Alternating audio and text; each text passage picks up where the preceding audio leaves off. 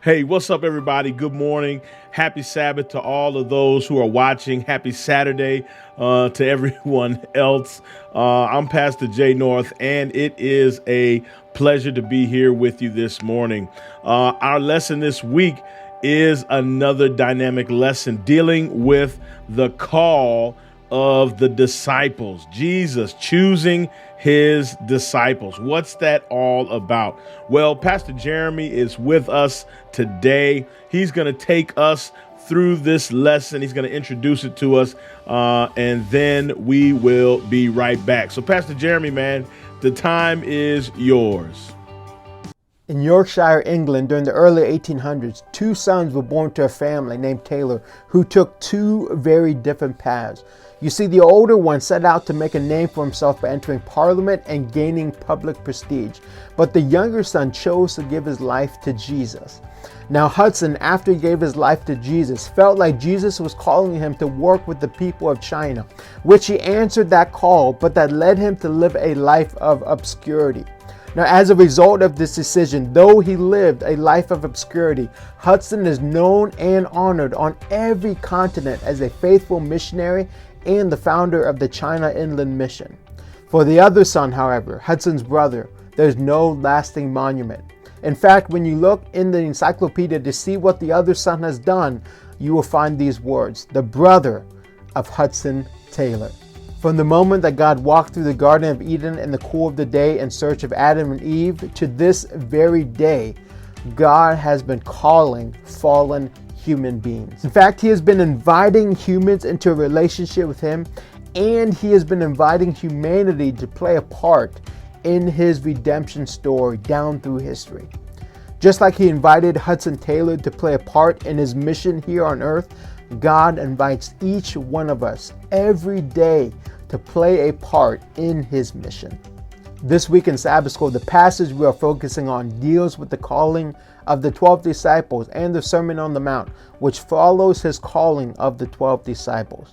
Now, as you dive into this lesson this morning, I pray that three things will happen. First thing I pray that will happen is I pray that you will discover that God calls all of us to follow him and equips each of us with different gifts so we can play a part in his redemption story. Second thing I pray that will happen is I pray that you will use your gifts to serve and reach people for Jesus. Last thing I pray that will happen is I pray that you will accept the Jesus way of living and live it out passionately.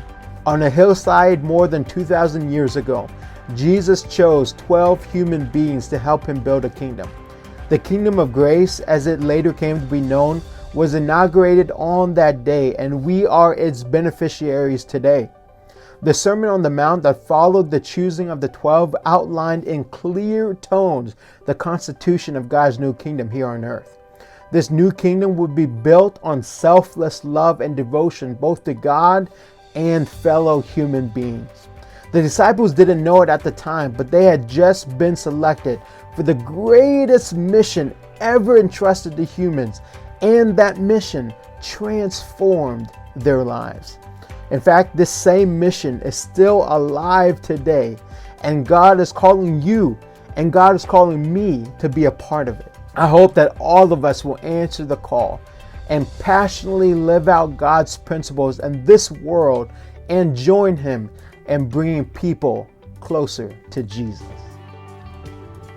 Hey, Pastor Jeremy, thank you so much for breaking that down, introducing that to us.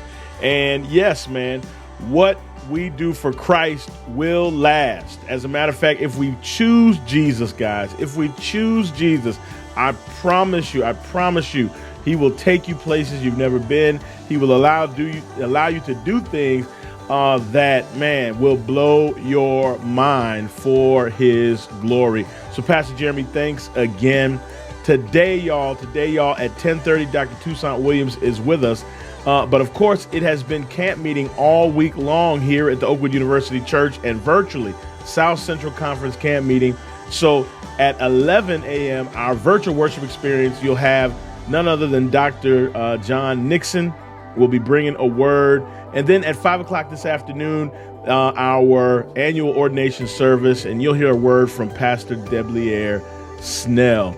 So you definitely want to stay tuned for all of those virtual experiences today. Once again, I'm Pastor Jay North. This has been the OUC Addict, a teen's time in church youth discussion starter video of the week. All right. Hey, remember, like and subscribe. We're growing, y'all. We are growing. All right. Take care and peace.